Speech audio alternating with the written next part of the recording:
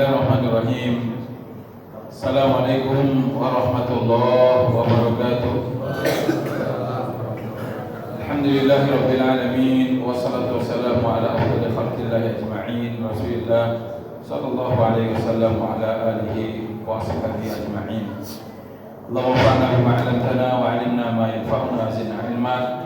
Rabbi shrah li sadri wa yassir li amri wa hlul 'uqdatam min lisani yafqahu qawli. Yang saya muliakan Bapak-bapak dan ibu-ibu jamaah salat maghrib Masjid Al-Huda serta adik-adik sekalian yang berbahagia, alhamdulillah pada malam hari ini kita bisa bertemu kembali dalam kajian rutin mingguan, dan mudah-mudahan pertemuan pada malam hari ini mendapat barokah dari Allah Subhanahu wa taala. Jamaah yang dirahmati Allah, insyaallah pada malam hari ini kita akan masuk pada sub pembahasan yang baru, masih dalam bab sholat. Setelah pada beberapa minggu sebelumnya kita membahas tentang sholat Jumat, berkaitan dengan hari Jumat dan pelaksanaan sholat Jumat, maka setelah selesai pembahasan terakhir tentang bertemunya sholat Jumat dan hari raya, pada malam hari ini insyaallah pembahasannya langsung bersambung tentang hari raya tahunan. Kalau Jumat itu adalah hari raya mingguan, pembahasan berikutnya adalah sholatul aidain, di sholat dua hari raya. Jadi begitu cara ulama dulu membahas. Setelah membahas sholat Jumat, langsung sholat hari raya. Karena memang Jumat itu adalah hari raya mingguan bagi umat Islam, sedangkan hari raya tahunannya adalah Idul Fitri dan Idul Adha. Bapak Ibu yang dirahmati Allah, kita awali bismillahirrahmanirrahim. Qala al-mu'allif rahimahullahu ta'ala bi rahmatihi al-wasi'ah, syuri'at salatul 'aidaini fi as-sanati al-ula min al-hijrati wa hiya sunnatun mu'akkadatun wa dhaba an-nabiy sallallahu alaihi wasallam 'alaiha wa amara ar-rijala wan nisaa ay yakhruju ilaiha wa laha abhathun wa nujizuha fi ma yali. Kata muallif penulis kitab Fiqh Sunnah Said Sabiq rahimahullah, beliau menyebutkan mengawali pembahasan dengan menjelaskan salat hari raya ini disyariatkan oleh Allah Subhanahu wa taala pertama kali adalah di tahun pertama setelah hijrahnya Rasulullah sallallahu alaihi wasallam. Jadi salat hari raya ini hanya ada setelah Rasulullah SAW hijrah ke Madinah. Jadi di Mekah belum ada. Jadi di tahun pertama setelah hijrahnya Rasulullah sallallahu alaihi wasallam, wahya sunnatun muakkadah, dan salat ini, salat hari raya ini hukumnya adalah sunnah yang dikuatkan, di sunnah muakkadah. Jadi hukumnya tetap sunnah, tetapi sunnahnya adalah yang dikuatkan, yang sangat dianjurkan oleh Rasulullah SAW. Bahkan beliau menyebutkan wa dhaban nabiyyu 'alaiha, bahkan Nabi rutin melaksanakan. Jadi tidak ada ditinggalkan oleh Rasulullah. Seperti itu. Jadi Bapak Ibu yang dirahmati Allah, hukum salat sunat hari raya itu adalah salat hari raya itu adalah sunnah, tetapi sunnah muakkadah, dan Nabi tidak pernah meninggalkan. Wa amara rijala wan nisa ay yakhruju laha. Bahkan Rasulullah SAW memerintahkan kaum laki-laki dan wanita untuk keluar dari rumahnya melaksanakan sholat hari raya. Jadi laki-laki dan perempuan diperintahkan Rasul untuk berangkat ke tempat sholat. Ya, padahal ke masjid itu, ke tempat berjamaah itu biasanya hanya kaum laki-laki.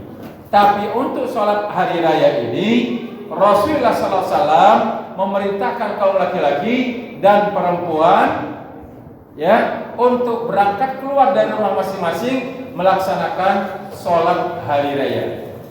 Ya, sholat hari raya. Walaha abhadun nujizuha fi ma yali, dan untuk lebih jelasnya lagi kata beliau ada beberapa hal yang perlu diperhatikan terkait dengan salat hari raya. Yang pertama istihbabul ghusli wat tatayyubi wal lubsi ajmalat thiyab.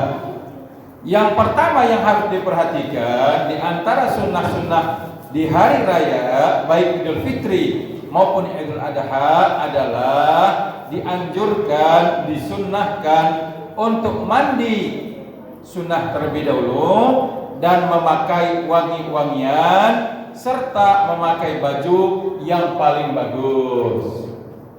Ya, jadi yang pertama mandi sunnah, memakai wangi-wangian dan pakai baju yang paling bagus. Bukan yang paling baru, yang paling bagus. Ya kalau yang paling baru tuh anak-anak biasanya. Kalau orang tua dia nggak mikir baju baru lagi kalau lebaran. Ya. Jadi yang pertama disunahkan mandi sholat hari raya. Jadi mandi sunnah. Ya, mandi sunnah ya karena ini sholatnya adalah di pagi hari, pastilah mandinya itu sekalian mandi pagi. Ya, tinggal kita niatkan saja pagi hari itu kita mandi sunat hari raya. Jadi mandi sunnah salat hari raya seperti itu. Jadi jangan sampai kita berangkat salat hari raya karena pagi malas mandi, sudah berangkat mata masih agak sipit-sipit berangkat salat hari raya. Ya nggak ada masalah karena hukumnya sunnah, tetapi alangkah bagusnya karena kebiasaannya Rasulullah kalau sudah berada di tempat yang ramai, apalagi ini adalah untuk ibadah, biasanya diawali dengan bersih-bersih. Ya, bersih-bersih. Kan rumahnya sudah bersih-bersih, pagar sudah dicat, ya kan? Pagar sudah dicat rumah, ya, mau lebaran, pagar sudah dicat, rumah juga sudah ganti warna, kendaraan juga sudah diservis. Masa iya pas kita giliran mau sholat enggak mandi? Ya, jangan sampai begitu. Kemudian tatayub ini memakai tib itu adalah sesuatu yang wangi, parfum, minyak wangi. Silakan mau pakai apapun jenisnya, ya sepantasnya, secukupnya. Yang jelas makin wangi makin disukai karena memang kita beramai-ramai. Jadi jangan sampai karena ini lebaran, apalagi mohon maaf kadang-kadang juga hidangan di rumah juga beragam jenisnya. Jangan sampai begitu ke masjid aromanya juga aroma lauk. Ya kan, misalnya ngerendang jengkol. Ya, ngerendang jengkol sisa dari Ramadan terakhir, ya pas hari raya masih ada. Berangkat ke masjid baru makan jengkol. Kan sayang. Jadi harus wangi karena kita mau berada di tempat keramaian apalagi dalam rangka ibadah. Ya, seperti itu. Kemudian memakai pakaian yang paling bagus. Dasarnya apa? Fa'an Ja'far bin Muhammad an abihi an jaddihi anna Nabiya sallallahu alaihi wasallam Nabi sallallahu alaihi wasallam kana yalbasu burda ya hubratin fi kulli 'idin. Dari Ja'far bin Muhammad, dari bapaknya, dari kakeknya, ya.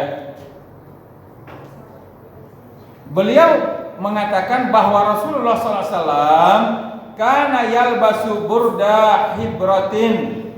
Beliau adalah Rasulullah sallallahu alaihi wasallam kalau hari raya itu memakai baju jubah yang terbuat dari kain yang bagus berasal dari negeri Yaman. Jadi burdahnya Nabi itu, baju jubahnya Nabi itu kalau hari raya itu edisi limited edition ya, ya kan? Dari Yaman. Ya pakaian bagus dari Yaman dipakai oleh Rasulullah kalau lebaran. Ya, jadi wajar kalau misalnya kita hari ini kalau lebaran begitu keluar rumah kelihatan bajunya masih ada mereknya. Baru keluar, ya kan?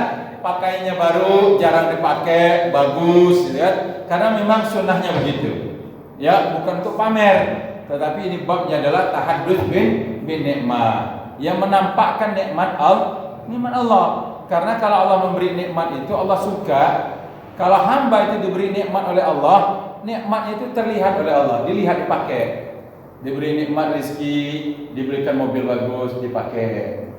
Ya, diberikan rezeki, diberikan pakaian bagus, dipakai ke masjid. Lebih bagus lagi.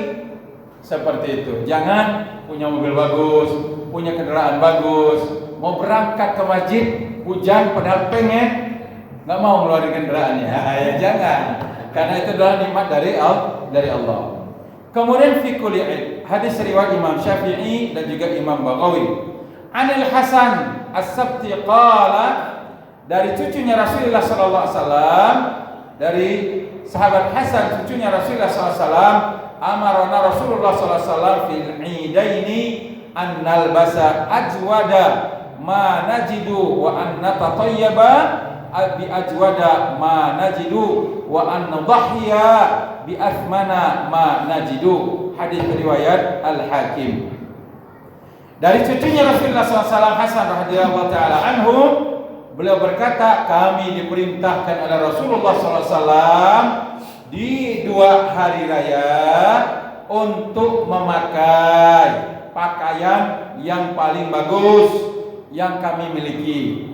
Jadi pakaian yang terbagus yang kita punya, jangan yang punya orang lain. Ya, karena ada juga orang karena nggak punya yang bagus minjem. Ya, jangan. Jadi ajwada manajidu. Jadi pakaian yang paling bagus yang kita punya.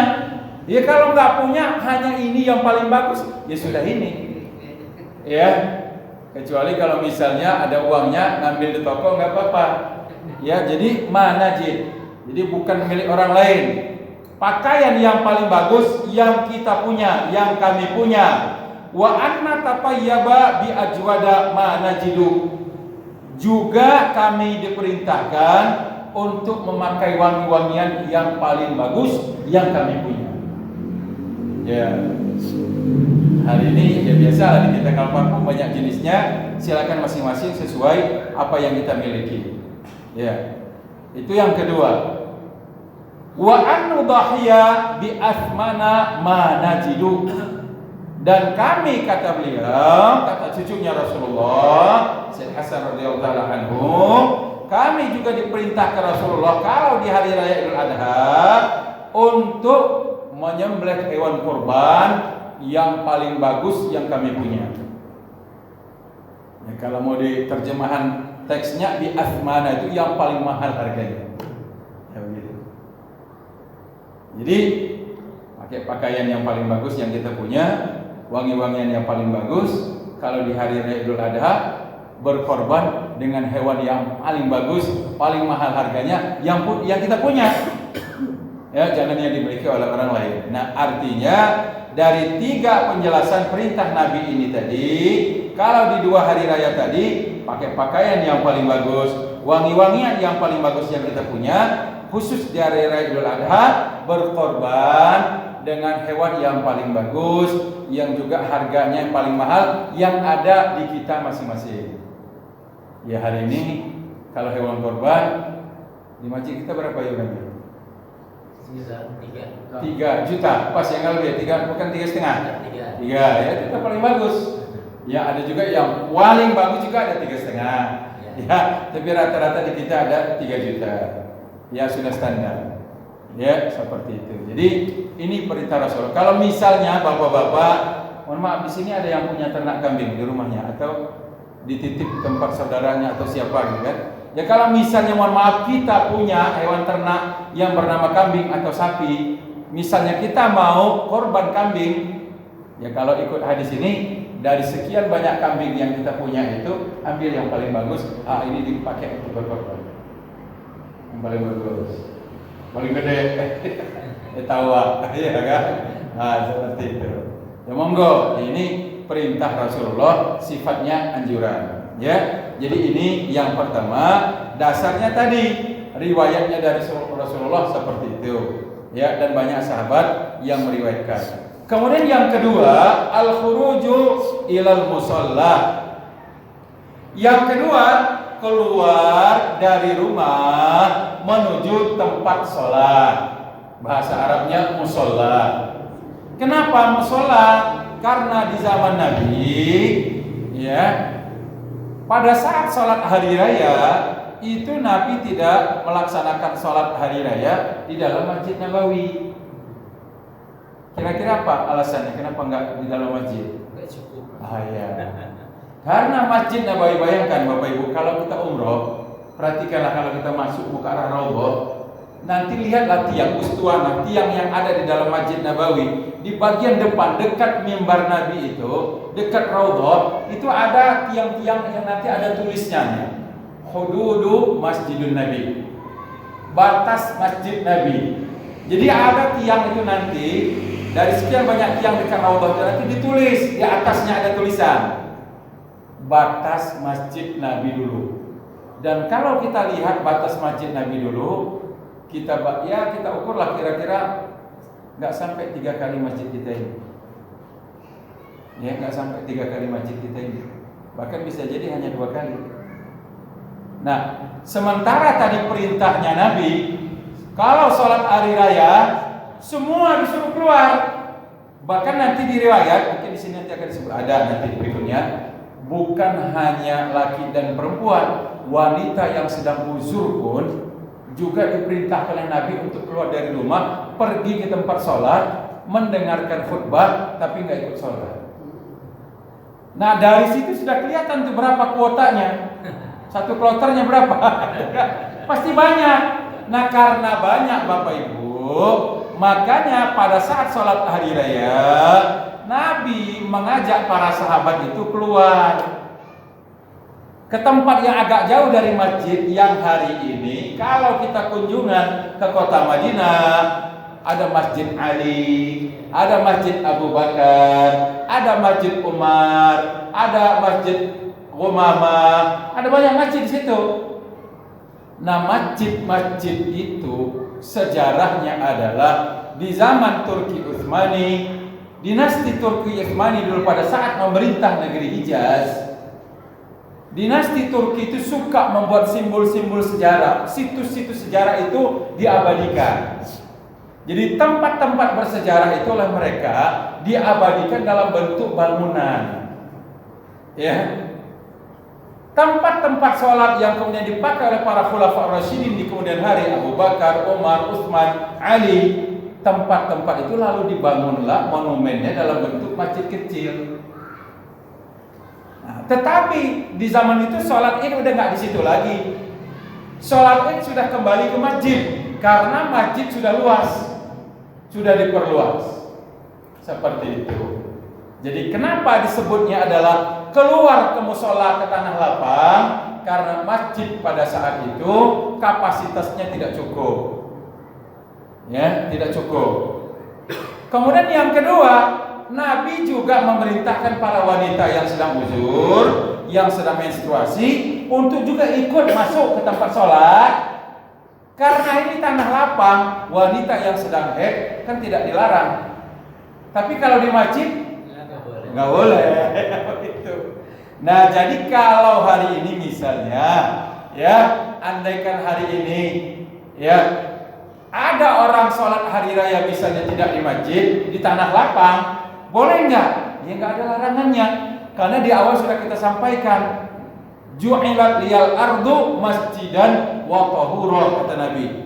Di antara keutamaan dan kelebihan umat Nabi Muhammad, Allah menjadikan bagiku, kata Rasulullah, seluruh permukaan bumi ini sebagai tempat sholat. Tempat sholat. Jadi di bumi manapun kita bisa sholat, di tanah manapun kita bisa mengerjakan sholat, dan juga tanah itu sebagai alat untuk bersuci alias untuk tayamum. Itu hadisnya Nabi. Jadi kalau misalnya kita kena, mohon maaf diguyon saja, misalnya bosan kita, Pak Haji Ali, kita sholat Jumat terus di masjid. Bagaimana kalau sesekali kita di jalan raya? Iya boleh, silahkan. Ya kan? Secara hukum asalnya nggak ada masalah. Tapi karena ini sudah kita jadikan sebagai bangunan masjid, tempatnya juga terjaga, maka disinilah tempat kita sholat. Nah, ini adalah sholat hari raya di tanah lapang disebut musola. Ya, walaupun pengertian musola istilah orang Indonesia dengan istilah di sana berbeda. Ya, kalau di sana mereka tidak pakai istilah musola, selalu pakainya namanya masjid. Coba perhatikan kalau ada bantuan dari Timur Tengah, pernah nggak mereka menulisnya musola? Nggak ada, pasti namanya masjid. Walaupun setelah mereka pulang langsung diganti musola.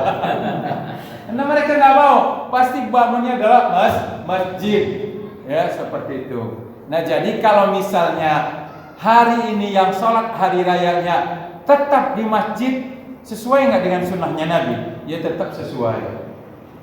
Ya, karena memang pada dasarnya sholat berjamaah itu di masjid kalau memang memungkinkan. Kalau di lapangan bagaimana? Ya di lapangan monggo. Mungkin di lapangan itu pertimbangannya karena di masjid nggak muat, tapi kadang-kadang bukan masjid karena nggak muat, tapi tadi pertimbangan sejarah bahwa Nabi sholat hari rayanya di lapangan seperti itu. Tapi kalau saya secara pribadi ini, kalau ditanya Ustaz, pilih mana sholat hari raya di dalam ruangan atau di lapangan? Ya, berdasarkan pengalaman untuk imam dan khotib, saya pribadi merasa lebih nyaman kalau di dalam gedung. Kenapa?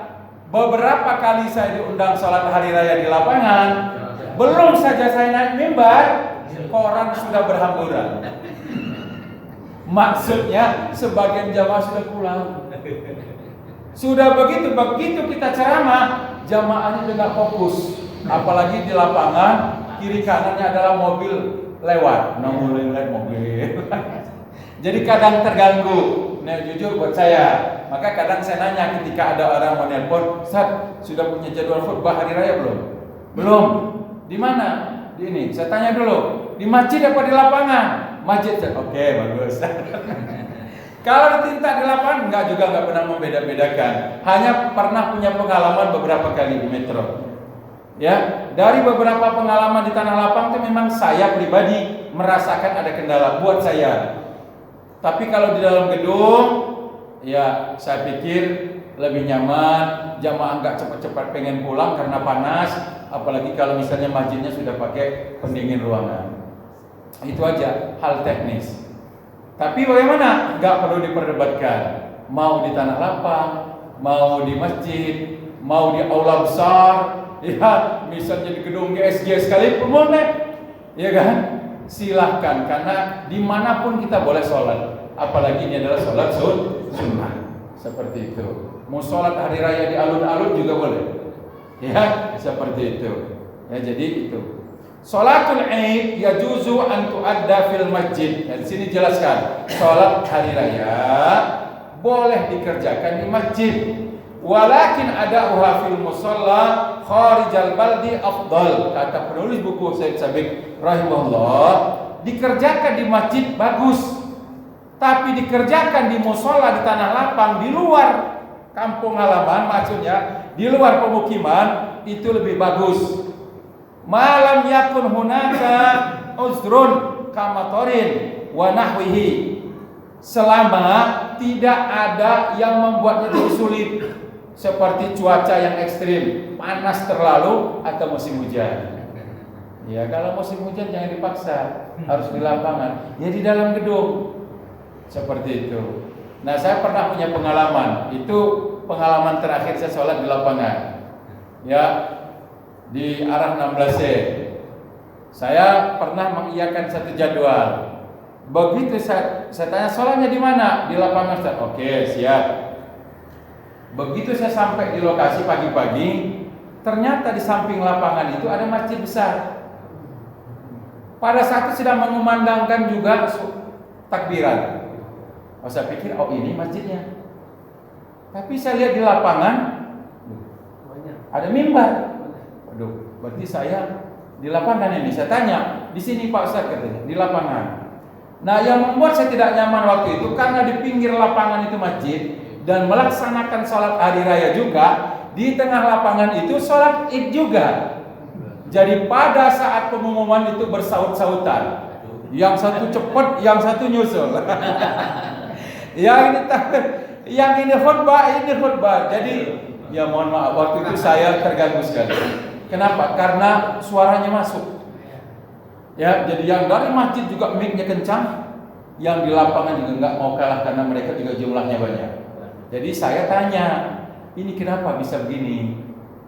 Ya mereka bilang, Ustaz, ini dulu kami udah lama memang sholat di lapangan ini, jauh sebelum ada masjid itu. Nah, dari mana jamaah yang ada di masjid di lapangan ini? Itu sebenarnya tempatnya agak jauh. Bahkan nyebrang jalan. Nah, karena memang tradisi dari masjid itu mereka selalu di lapangan, dan lapangan itulah yang terdekat. Karena di lingkungan itu juga tidak semuanya ikut di lapangan, mereka punya masjid sendiri. Kebetulan begitu membangun masjid, titiknya pas di samping lapangan J. Nah, begitu sholat hari raya itulah pengalaman terakhir saya.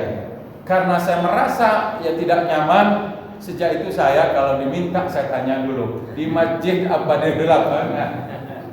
Karena sih nggak mau terulang lagi pengalaman seperti itu. Jadi bersaut-sautan, ya seperti itu. Jadi kurang nyaman. Ya kalau di lapangan ya kita pastikan tidak ada lah misalnya di samping lapangan itu masjid sedang melaksanakan juga sholat hari raya supaya tidak berbenturan suara itu masuk. Ya terganggu. Kita mau khutbah suaranya kencang. Khutbah kita juga mungkin mengganggu juga yang di dalam. Seperti itu. Waktu itu saya cuma pikir alangkah indahnya kalau jamaah yang di masjid ikut gabung di lapangan, atau yang di lapangan ini gabung sekalian ke masjid. Ya, tapi kan kotak amalnya beda. Nah, itu kadang-kadang ya saya juga tersenyum aja gitu. Dan karena maksud kotak amalnya beda itu jamaahnya berbeda. Seperti itu. Ya. Itu. Lianna Rasulullah SAW kana yusallil idaini fil musalla walam yusallil ida di masjidihi illa marratan li'udril maqar. Kata beliau, karena Rasulullah SAW selama hidupnya tidak pernah sholat hari raya di dalam masjid kecuali satu kali karena hujan turun. An Abi Hurairah annahum asabahum matarun fi yaumi idin fa shalla bihimun Nabi sallallahu alaihi wasallam salatal idi fil masjid. Berdasarkan riwayat dari Abu Hurairah radhiyallahu taala anhu, pernah suatu ketika Rasulullah SAW di hari raya pas turun hujan, Rasul mengajak kami, kata sahabat Abu Hurairah, sholat di dalam masjid. Ini dasarnya. Ya, jadi di dalam masjid boleh, di luar boleh. Tadi mengatakan lebih afdal di luar. Ya, itu pendapat. Tapi kalau misalnya hari ini ada yang mengatakan di dalam masjid lebih afdal, ya buktinya saja hari ini di Masjidil Haram, Masjid Nabawi, nggak ada lagi orang sholat di luar. Ya, semuanya sholat di dalam masjid. Ya kalau nggak cukup dalam masjid, ya semua jamaah ada di luar. Sebagiannya di luar. Maksudnya sampai tumpah keluar. Ya, seperti itu. Nggak ada lagi di Saudi. Seingat saya sampai hari ini nggak ada lagi mereka sholatnya di tanah lapang. Semua sudah di dalam bangunan. Seperti itu. Yang monggo diatur saja, tapi intinya tidak pula perlu kita kemudian mengomentari secara sinis mereka yang sholat di lapangan, ataupun sebaliknya menyindir yang sholat di dalam masjid dianggap tidak sesuai dengan sunnah. Ya, karena dua-duanya juga pernah dilakukan oleh Rasulullah, dan kalau dilakukan oleh Rasulullah berarti dua-duanya juga adalah sunnah. Seperti itu. Tinggal pilih mana yang paling tepat buat kita. Seperti itu saja. Ya. Masih banyak di Metro sholat di lapangan ya, banyak. Di Metro Timur juga banyak ya. Hampir di semua lapangan bola kita kepake untuk sholat hari raya. Nggak apa-apa. Ya syiar gitu kan. Karena memang di kita ini banyak sekali ya orang sholat masjid melaksanakan sholat hari raya. Di semua masjid yang sholat Jumat pasti sholat hari raya. Benar Bapak Ibu ya? Di semua masjid yang ada sholat Jumatnya pasti sholat hari raya. Ya begitu. Ya kalau di tempat lain kan nggak bisa di Madinah. Di Madinah itu ya paling Masjid Nabawi. Saya nggak tahu kalau Masjid Kuba. Kayaknya cuma di Masjid Nabawi aja. Ya masjid sebesar itu. Ya jadi nggak ada yang lain. Di Mekah juga di situ. Ya mau paling di tempat yang agak jauh. Ya seperti itu. Karena memang keutamaan. Kalau di kita, kalau tumpah ruah di Masjid Taqwa semua nggak cukup. Rusak taman Masjid Taqwa sama Taman Merdeka. Ya nggak cukup, maka di tempat masing-masing. Kemudian yang keempat, ya, hal keempat yang perlu diperhatikan adalah khurujun nisa wasibyan. Keluarnya para kaum wanita dan anak-anak untuk melaksanakan sholat hari raya. Yusra'u khurujus sibyani wan nisa fil idaini lil musalla min ghairi farqin bainal bikri wathayyibi wasyabati wal ajuzi wal haid. Kata beliau, disyariatkan, diperbolehkan anak-anak dan kaum wanita keluar ke tempat sholat di hari raya tanpa ada beda, baik usia tua, usia muda, masih gadis, ataupun orang yang sudah sangat lanjut usia, bahkan wanita yang sedang haid sekalipun. Karena tempatnya di lapangan, ya, di lapangan. Seperti itu. Berdasarkan hadis, li hadithi Ummi Atiyah qalat, berdasarkan hadis dari Ummi Atiyah, seorang sahabiah, masih keluarga kerabatnya Nabi sallallahu alaihi wasallam, amarona atau umirna an nakhruja al-awa'iq wal hiyadha fil aidaini yashhadna al-khaira wa da'watal muslimin wa ya'tazilul hiyadu al-musalla, muttafaqun alaih.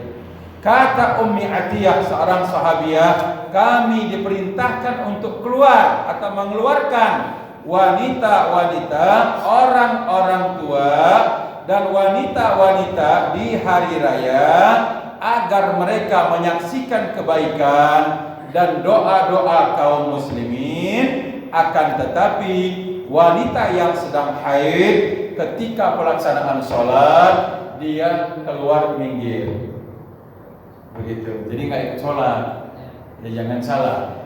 Ya, jadi walaupun ikut, yang diminta oleh Rasul, wanita-wanita yang sedang uzur tadi diminta hadir menyaksikan hari raya, biar syiar hari raya ini terlihat. Sekaligus juga mendapatkan doa dari kaum muslimin. Ada doa di dalam masjid, ada doa di tempat sholat dari imam, dari khatib, seperti itu. Tetapi begitu sholat, kata beliau, kata Ummi Atiyah, wanita-wanita yang sedang haid tadi minggir, geser. Begitu.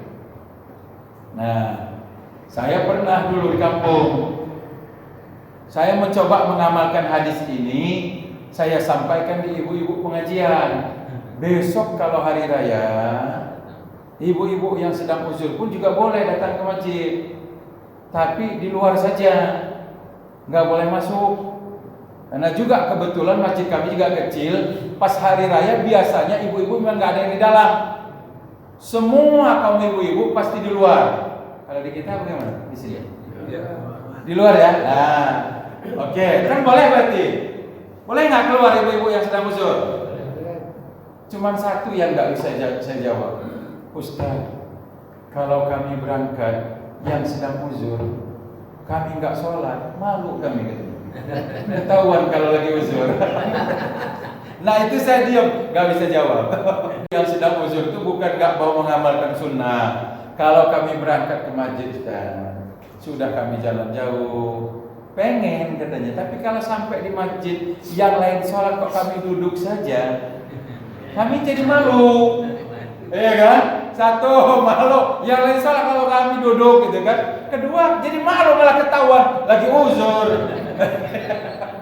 Nah, jadi ketika dijawab seperti itu saya nggak berani ngomong lagi. Sudahlah. Ya berarti kan kalau begitu ada persoalan pada pemahaman masyarakat. Padahal kalau kita paham, kalau kita ngaji, begitu lihat ada wanita kok nggak sholat, nggak usah dikomentari. Iya, kok nggak sholat? Nah, nanti kan dibalik, ibu belum ngaji. Ya kan? Kita nanya ngomong nggak sholat itu kan karena kita nggak paham. Sama seperti yang saya ceritakan di Mekah itu di Masjidil Haram ada pengajian syekh-syekh yang ada di dalam masjid. Ya. Lalu ada satu jamaah hadir dalam majlis pengajian itu bertanya, ya syekh, apa gerangan katanya ada orang Islam yang datang ke Mekah ini, sudah jauh-jauh berada di tempat yang mulia, begitu sholat asar cuma duduk-duduk di dalam masjid gak sholat. Kira-kira pertanyaan itu benar nggak? Hah? Pertanyaan itu menggambarkan orang ini sangat cerdas, sangat perhatian, atau justru karena dia kurang baca? Kurang baca. Kenapa? Dikira dia udah benar tuh pertanyaan, bagaimana Syekh bisa terjadi? Kita ini berada di tanah suci, tempat yang istimewa, sholatnya berlipat ganda. Kok ada orang sholat asar, kita lagi sholat berjamaah, dia duduk-duduk ngobrol. Apa jawab Syekh? Ketawa Syekh itu senyum. Jangan lupa saudara, ini Mekah, negeri yang jauh oleh dari sebagian jamaah. Mereka datang dari luar kota, bahkan dari luar negara. Yang gak sholat asar itu ada kemungkinan sudah dijamak takdim. Jadi jangan kebablasan nanya, maksudnya menggambarkan Anda gak paham. Jadi kalau dia gak sholat asar pas berjamaah asar, dia sudah dijamak takdim. Karena dia baru nyampe, dia musafir, dia pengen sholatnya diringkas. Boleh gak sholatnya diringkas di Mekah? Iya boleh. Nah dikira orang ini tadi udah bagus benar pertanyaannya sama. Lah ibu kok nggak sholat? Kayak tadi misalnya pas hari raya, kok ibu nggak sholat? Dia jauh-jauh keluar dari rumah, udah sampai capek, udah cantik-cantik pakai baju dong. Kan? Pertanyaan itu sekilas ya keren banget gitu kan. Tapi kalau si ibu yang nggak sholat tadi ngaji, dan dia pasti karena dia ngaji makanya dia ikut. Pasti dalam hati dia belum tahu nih si ibu. Seperti itu. Nah, begitulah gambarannya Bapak Ibu. Jadi memang karena pemahaman. Jadi kalau masyarakat kita paham, ya nggak apa-apa, ya udah berangkat aja. Yang khusus sekali lu berangkat mendengarkan ceramah. Ya mendengarkan khutbah kan lumayan. Mendengarkan khutbah dapat pahala walaupun nggak ikut sholat. Seperti itu. Jadi ini yang kedua. Anak-anak juga seperti itu. Jadi diperintahkan oleh Rasulullah Sallallahu Alaihi Wasallam. Dan nanti di sholat hari raya inilah yang anak-anak pun juga secara langsung diperintahkan oleh Rasulullah. Kalau sholat 5 waktu yang lain kan nggak dilarang, ya selama memang mereka bisa menjaga keamanan kita sholat berjamaah, nggak dilarang. Tapi kalau sholat hari raya diperintahkan, walaupun sholatnya adalah sunnah. Begitu. Masih berapa menit? Masih 13 menit. 13 menit. Baik, lanjut dulu ya. Baik, itu yang keempat. Yang kelima, di antara hal-hal yang perlu diperhatikan di salat hari raya adalah mukhalafatut thariq, mengambil jalan yang berbeda antara berangkat dan pulang. Ya. Nah, ini bagaimana teknisnya? Ya silakan diatur kalau memang memungkinkan. Sunnahnya Nabi, kalau kita berjalan dari rumah menuju masjid untuk sholat hari raya, berangkat lewat jalur A, pulang lewat jalur B, kalau memungkinkan. Tapi kalau jalannya cuma satu, nggak ada lagi jalan yang lain. Iya, yang jalan alternatifnya ada Ustaz, tapi 10 kilo. Ya khawatir nyampenya zuhur nanti kan. Nah, jadi maksudnya Nabi itu kan ingin memperbanyak langkah. Dan tadi seperti kemarin kita bahas, ketika sholat sunat itu geser, memperbanyak persaksian. Jadi berangkatnya lewat jalur ini, pulangnya lewat jalur satunya lagi, memperbanyak langkah. Ya, seperti itu. Kalau di sini mungkin ya, bisa yang dari sana lewat jalan aspal, lewat jalur Kerinci, jalan Kerinci namanya ya. Nanti pulang harus minum ya. Ayo boleh, bentar, nggak apa-apa. Ya. Nah, tapi kalau nanti lihat ada jamaah yang dia lewat jalur yang kedua, jangan Pak tersesat ya, ya, nggak tersesat deh kecuali kalau di Mekah, ya, seperti itu. Zahaba aktsaru ahli ilmi ila istihbab dzahab ila salatil Id fi tariqin war ruju'i fi tariqin akhar sawa'un kana imaman aw ma'muman. Mayoritas ulama, kata penulis kitab ini, mayoritas ulama berpendapat sunnah untuk berangkat salat hari raya melalui satu jalan dan pulangnya melalui jalan yang berbeda, baik dia sebagai imam maupun makmum. Jadi bukan hanya imam, bukan hanya makmum, dua-duanya disunnahkan. Jadi berangkat lewat jalur A, pulang lewat jalur B. Seperti itu. Jadi jalan yang berbeda. Hukumnya sunnah. Ya.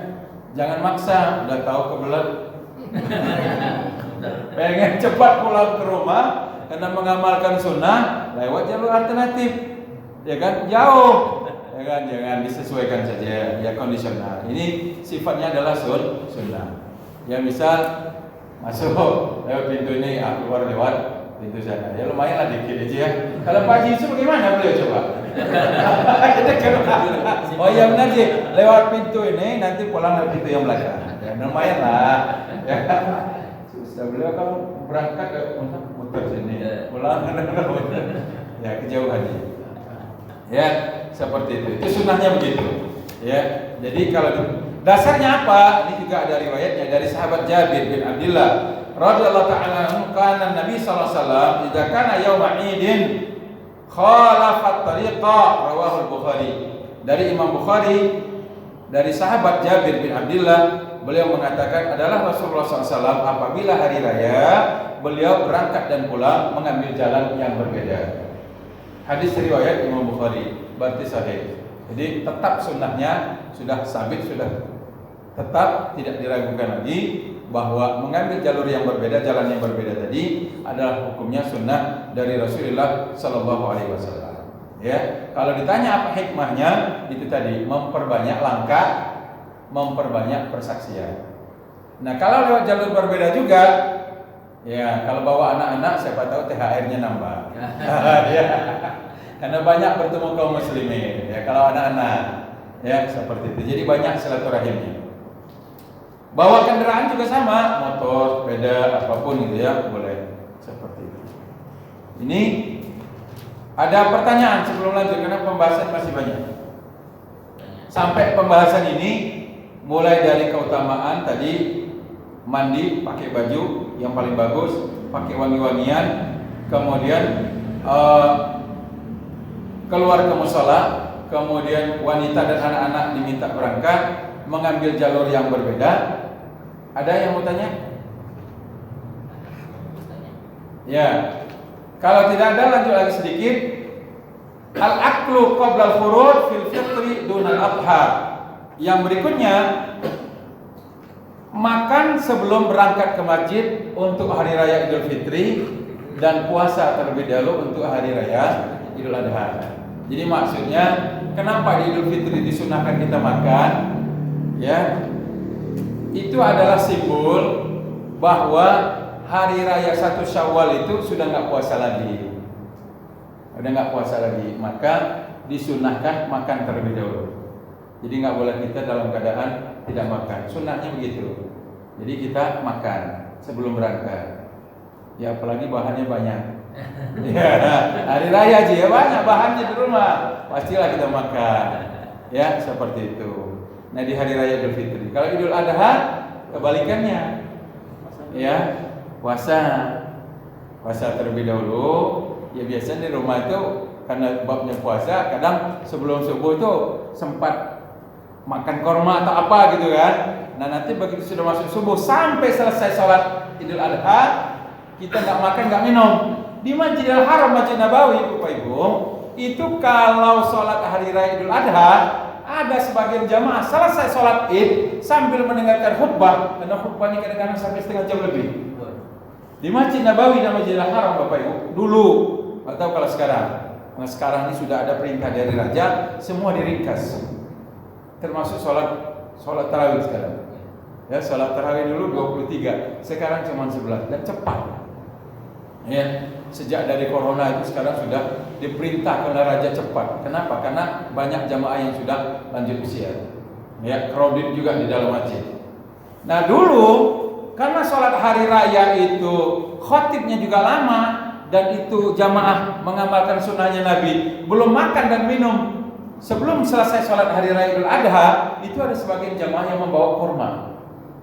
Jadi begitu selesai sholat sambil mendengarkan khutbah, ada yang keliling membagikan kurma biar kita berbuka. Wah subhanallah. Jadi orang luar biasa mencari kesempatan untuk beribadah. Ya, padahal di rumah itu lengkap makanan. Ya, tapi kan persoalannya kita sholatnya sudah ya maksudnya udah agak siang, karena kalau di Masjidil Haram, Masjid Nabawi itu nggak sepagi seperti kita, agak siang dikit. Ya, agak siang. Jadi kadang selesai sholat tuh matahari udah agak terik dikit. Kemudian khotibnya juga kadang di Masjid Nabawi itu pernah sampai 45 menit. Jadi memang tidak lapar. Nah, korma itu membantu. Nah, makanya kata Nabi, padahal sebenarnya kalau sholat hari raya itu, nah nanti masuk dalam pembahasannya, ya, sholat hari raya itu, kalau hari raya Idul Adha itu agak diundur waktunya, ya. Sedangkan sholat Idul Adha agak dipercepat. Kenapa? Karena sudah ditunggu oleh kambing dan sapi. Itu, ya. Ini yang keenam, waktu sholatul Id. Waktu sholatul Id fi irtifa'i syamsi qadra salasati amdar ila zawal. Waktu pelaksanaan salat hari raya adalah setelah matahari terbit setinggi 1 meter, 1 tombak atau 1 meter sampai masuk waktu zawal. Nah, di kita sudah menjadi tradisi umum jam 7. Sudah bagus sudah jam 7 itu. Ya, kalau jam 6 kepagian, jam 8 kesiangan. Jam 7 itu udah bagus, Ji. Ya, ada yang kurang dari jam 7? Setengah 7. Pernah ya? Pernah di Bekasi itu setengah 6. Setengah 6? Iya. Karena di sana subuhnya di jam 4 lewat. Oh ya wajar, udah terang deh, setengah 6 udah terang di sono. Kita setengah 6, ya ada yang baru mau mandi. Ya, artinya tetap matahari sudah terang ya. Iya. Begitu. Tapi di kita di Lampung nih, seingat saya dari dulu, dari saya anak-anak jadi jam 7 itulah. Seperti itu. Itu sudah pas lah ya, jam 7 itu udah paling moderat lah menurut saya. Nggak kesiangan, nggak boleh terlalu pagi. Ya, orang juga datangnya itu sudah ramai. Pas lah jam 7. Seperti itu. Nah, jadi itu di sholat hari raya Idul Adha memang dipercepat. Makanya khatib kalau bisa nggak usah panjang-panjang, ringkas saja. Kenapa? Karena amalan yang paling bagus setelah sholat hari raya itu adalah mengalirkan darah hewan. Ya, dan ketika kita buka buku fikih, ya, diperintahkan oleh Nabi kita berpuasa di Idul Adha, nanti berbukanya itu walaupun dalam bab fikihnya adalah makan pakai daging korban. Nah, cuman pertanyaannya sekarang, kalau di kita apa iya? Ya? Kalau di kita, oh iya, masaknya nanti jam 4 sore aja. Daging korban tuh jam 4 kadang belum matang itu. Iya, jadi kalau pakai rumus yang itu, karena hampir di semua buku fikih ketika dibaca tentang tadi, kenapa dianjurkan puasa, mempercepat sholat, kemudian memotong hewan, karena daging itu mau dimakan segera oleh orang yang baru buka puasa. Ya kan, puasa tadi sunat sebelum sholat tadi. Nah, cuman kan persoalan di kita, memotong hewan korban itu lama. Ya, lama sekali. Seperti itu. Jadi nggak bisa cepat. Jadi tetap harus ada stoknya lah kalau mau makan. Nggak bisa mengandalkan hewan korban. Iya kalau dapat. Iya. Alhamdulillah. Jadi itu gambarannya Bapak Ibu. Ada pertanyaan? Udah mau habis waktunya? 3 menit. Ayo 3 menit. Saya pikir cukup lah ya, masih ada beberapa lagi pembahasan terkait sholat hari raya. Tapi secara umum Bapak Ibu, di kita sudah bagus, sudah baik. Ya, kemudian juga jam 7 itu memang karena menunggu jemaah lebih awal lebih bagus. Ya, jemaah itu datang lebih awal. Kita takbiran, syiar lah ya. Di beberapa masjid dulu kami Masjid Jami Mujahidin itu mengadakan lomba takbir keliling untuk anak-anak. Waktu itu masih sering hadir loh ya. Ya, waktu di Metro Timur kan. Dulu, tapi begitu ada corona, stop sampai hari ini kayaknya nggak boleh lagi kayaknya ya. Belum ada lagi itu takbir keliling. Wallah alam tahun ini belum tahu. Jadi begitu. Cuman waktu itu yang nggak serak itu takbir keliling itu karena anak-anak itu udah dandan sejak sebelum maghrib. Jadi banyak juga yang nggak sholat. Maghrib nggak sholat anak-anak karena udah dandan, waduh make up segala macam. Jadi Allahu Akbar. Tapi untung anak-anak yang ikut. Kalau bapak-bapak repot lagi itu kan. Ya, tapi itulah di satu sisi syiar ya. Tapi di sisi yang lain kadang-kadang aduh anak-anak dan nggak sempat sholat lagi gitu ya. Semangat takbir keliling. Jadi begitu Bapak Ibu untuk pembahasan pada malam hari ini. Jadi ada 6 pembahasan tadi. 1, disunatkan mandi, memakai wangi-wangian, memakai baju yang paling bagus yang kita punya, makan dan minum, ya. sebelum sholat Idul Fitri, berpuasa sebelum sholat Idul Adha, kemudian keluar ke tanah lapang, ke musola atau masjid juga boleh. Kemudian wanita dan anak-anak juga dianjurkan untuk berangkat melaksanakan sholat atau duduk di tempat sholat bagi yang wanita yang sedang uzur. Kemudian yang kelima, mengambil jalan yang berbeda antara berangkat dan pulang. Kemudian yang keenam, waktu sholat tadi digambarkan adalah ketika matahari sudah naik 1 meter, lalu kemudian sampai waktu zawal. Nah, di kita sholat hari raya itu di pagi hari, rata-rata di jam 7 pagi. Ya, untuk di kita waktu Indonesia bagian barat seperti itu. Saya pikir demikian, masih ada banyak pembahasan yang lain, insyaallah akan kita lanjutkan lagi di minggu yang akan datang. Aku qouli hadza wa astaghfirullahaladzim, Allahumma fiq lakum min dzalik. Assalamualaikum warahmatullahi wabarakatuh. Waalaikumsalam.